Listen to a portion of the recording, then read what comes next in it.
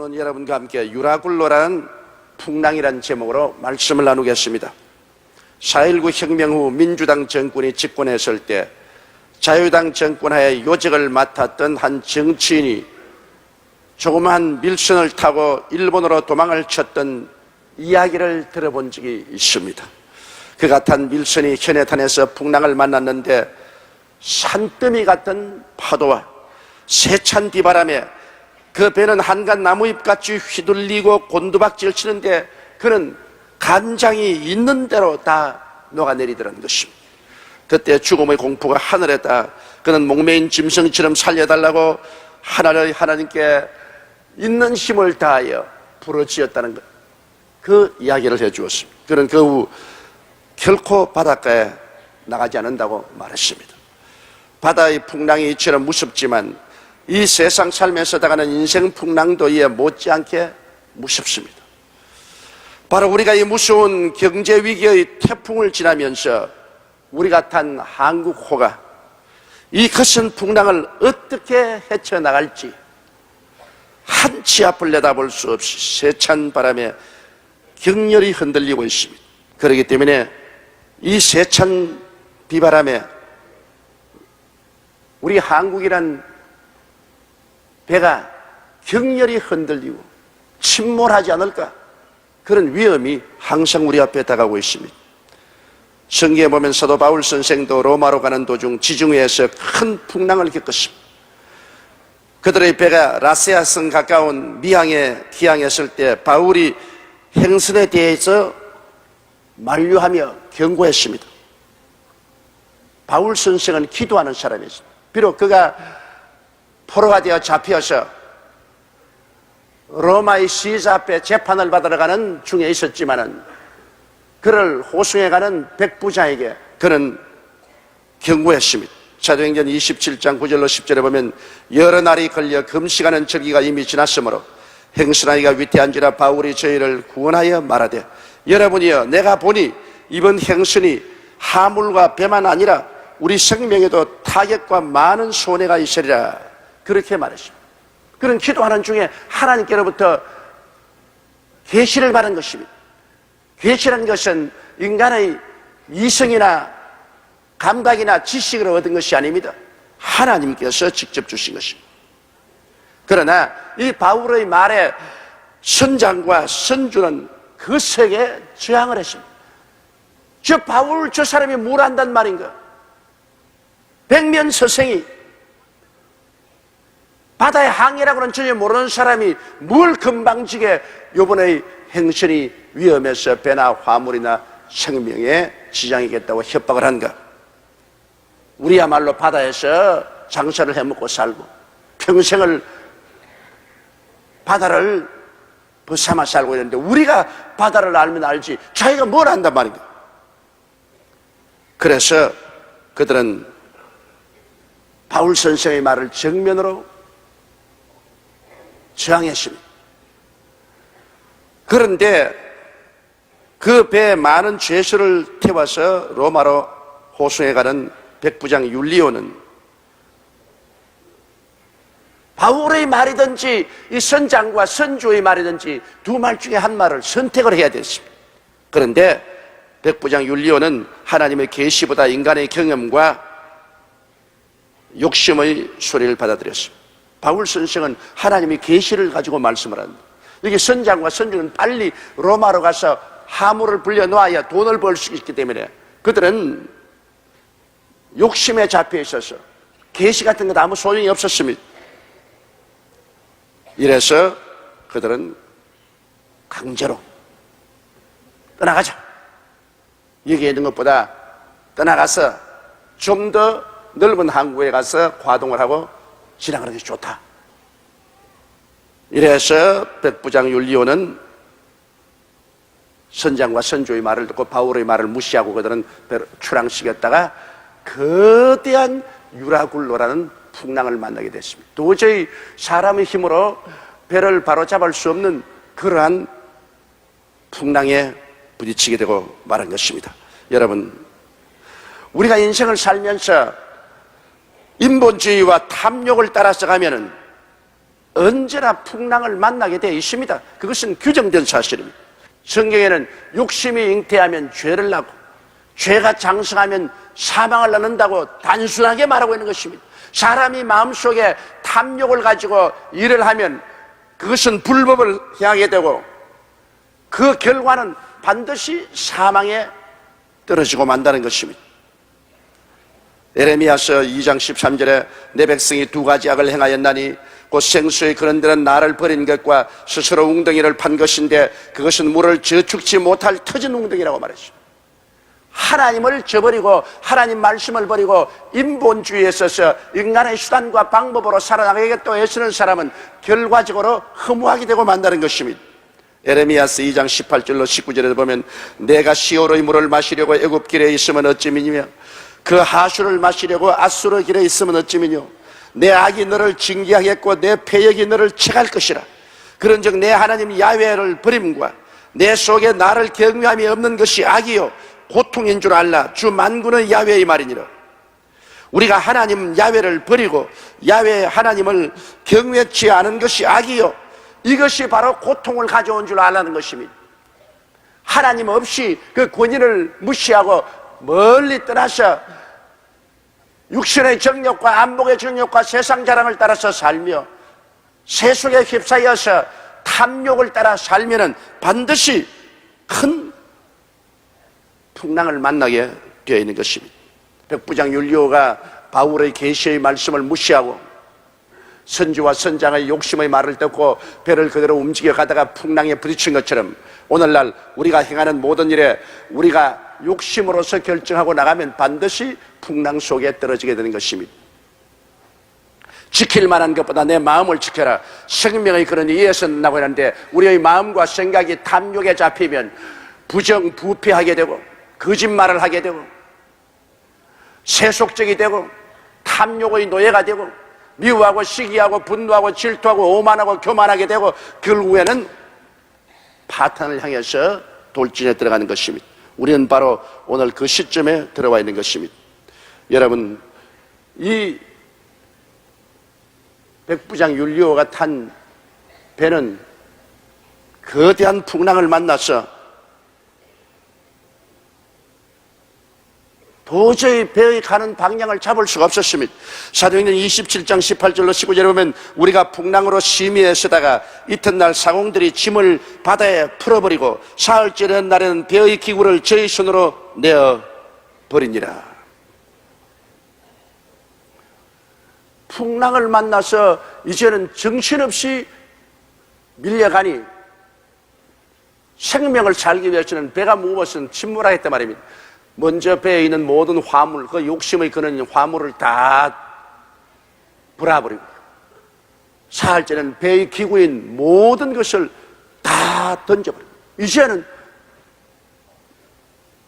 운명을 하늘에 맡기고 떠돌아갈 수밖에 없는 것입니다. 풍랑을 만나서 살아남으려면 짐을 벗어버려야 돼요. 풍랑을 만났는데 짐을 그대로 싣고 가다가는 함께 다 빠져 죽어요. 우리 한국이 지금 한국호라는 배가 풍랑을 만났기 때문에 우리 한국에 짐을 풀어야 돼요. 우리가 가슴에 안고 있는 탐욕의 짐을 다 풀어놓아야 돼요. 풍랑을 만났을 때는 이제는 회개하고 가벼워져야 되는 것입니다. 여러분, 이 성경에 보니까 그들이 배에 있는 화물을 다 던져버리고 배의 기구조차 다 던져버리고 이제 온전히 빈손 들게 되어서 하나님만 바라보게 되고 인간의 모든 능력을 다 포기했을 때 하나님이 찾아오셨다고 말씀하고 있는 것입니다. 하나님께서 바울 선생에게 사자를 보내어서 찾아오신 것입니다. 우리가 회개하고 자복하고 우리의 모든 잘못을 다 던져버리고 나면은 하나님이 우리에게 찾아오시는 것입니다. 사도행전 27장 23절로 25절에 보면 나의 수간바 곧 나의 섬기는 하나님의 사자가 어젯밤에 내 곁에 서서 말하되 바울아 두려워 말라 내가 가이사 앞에 서야 하겠고 또 하나님께서 너와 함께 행심자를 다 내게 주셨다 하였으니 그러므로 여러분이 안심하라 나는 내게 말씀하신 그대로 되리라고 하나님을 믿노라. 그 풍랑 가운데 아직 하늘은 칠흑같이 어둡고 별도 해도 달도 보이지 아니하고 바람 소리가 천지를 진도하고 파도가 태산처럼 휘몰아치는 그 가운데 모든 사람들은 기력을 다 잃어버렸는데 바울만이 그들 가운데 굳건하게 서서 그가 말하기를 여러분이 안심하라.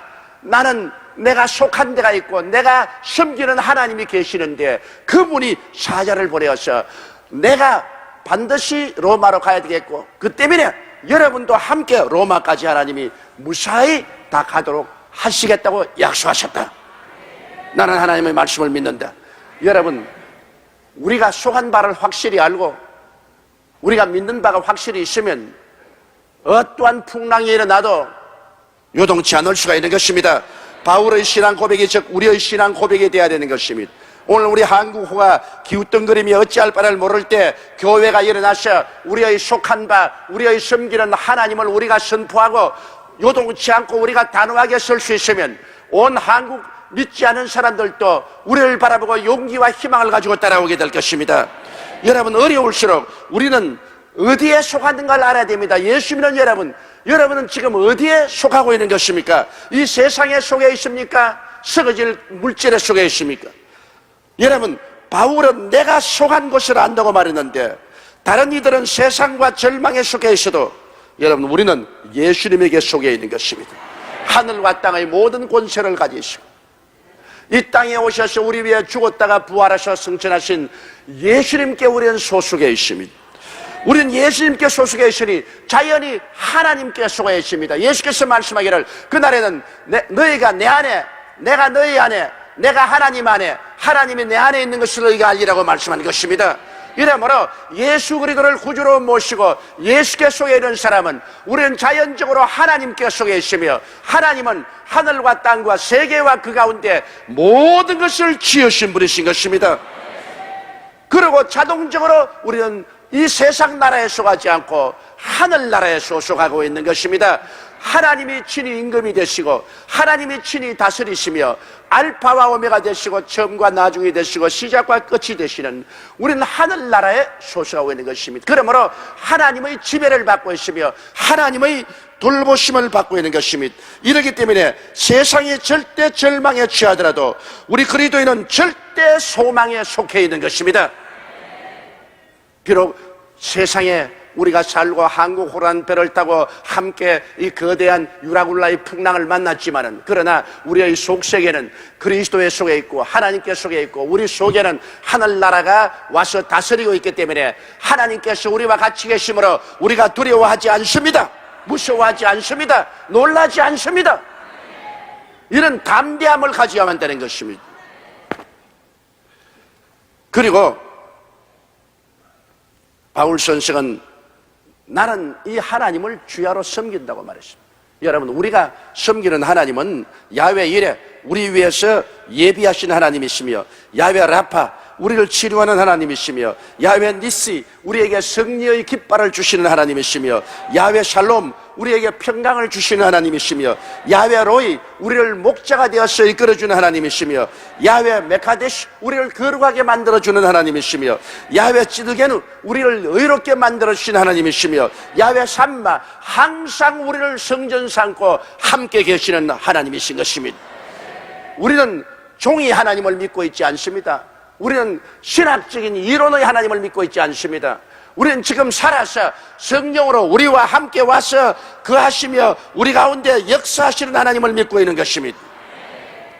그런데 이 하나님께서 바울 선생에게 그 사자를 보내서 말씀을 하시는데 오늘날 또 우리 하나님께서는 우리에게 성경을 보내셔서 성경 말씀을 통하여 말씀하시고 있는 것입니다. 시편 91편 1절로 7절에 보면 지존자의 은밀한 곳에 거하는 자는 전능하신 자의 그늘 아래 거하리로다. 내가 야훼를 가리켜 말하기를 저는 나의 피난처시요 나의 요새요 나의 의뢰하는 하나님이라 하리니 이는 제가 너를 새 사냥꾼의 올무에서와 급한 연병에서 건지실 것이미로다.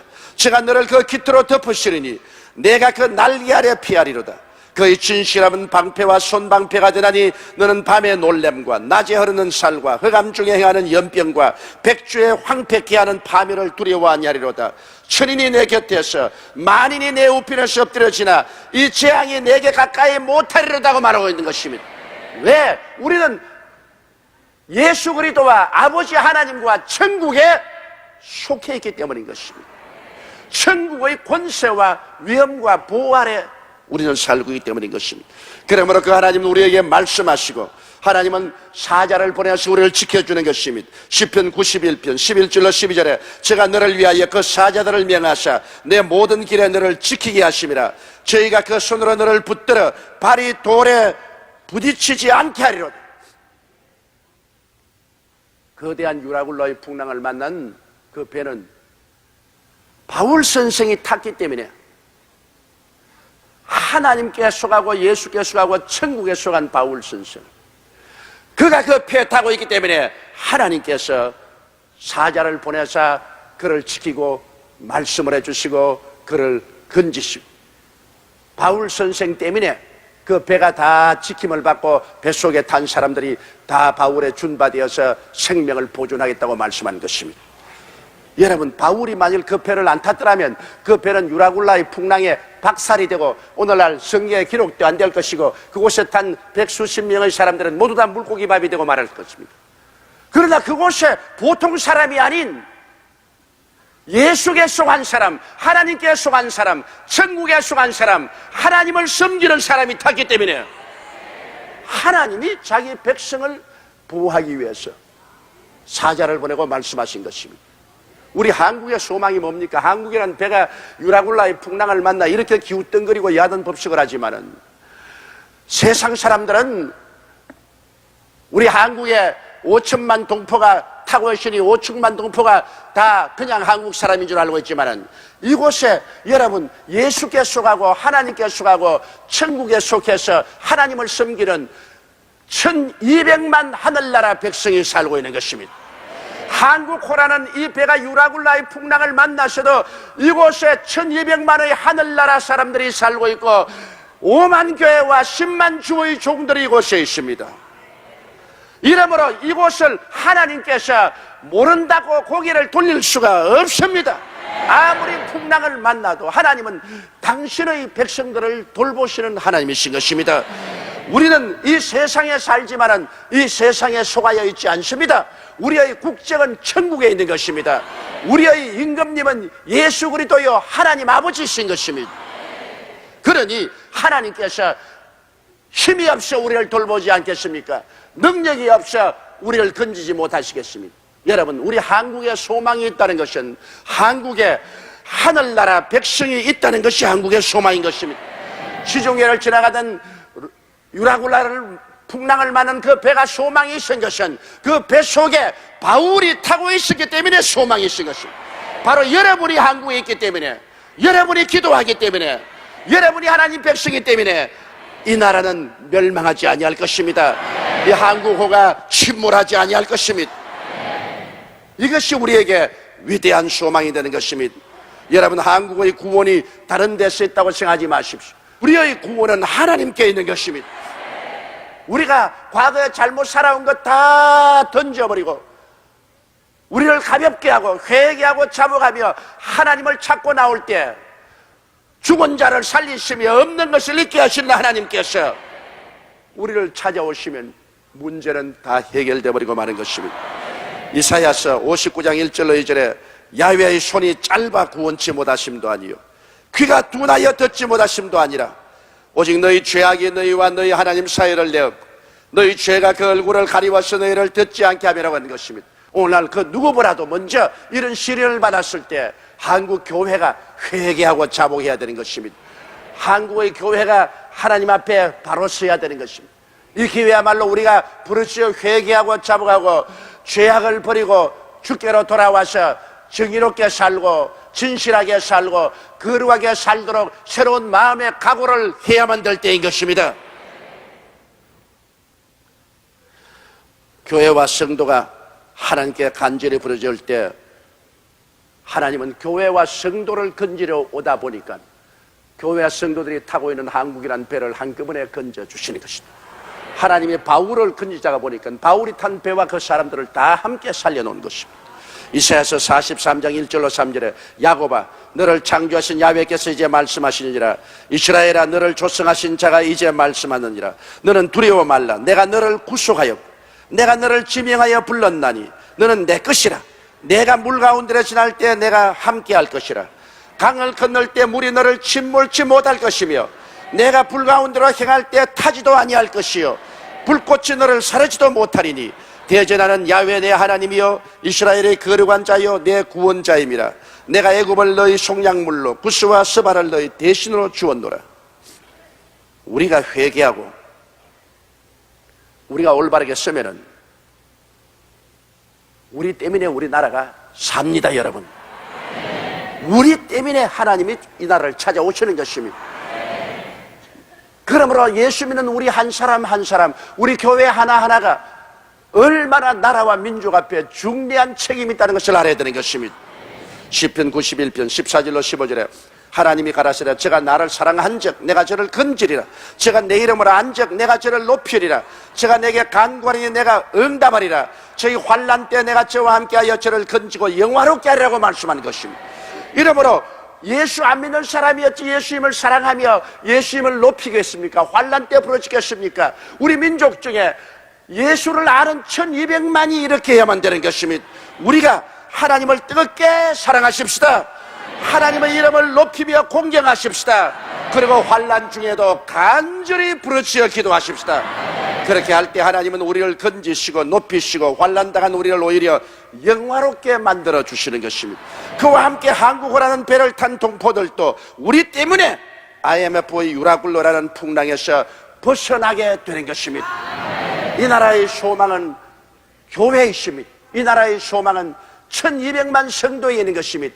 이 나라의 소망은 우리를 건지려 오는 전지전능 무소부지하신 하나님의 능력에 놓여 있는 것입니다.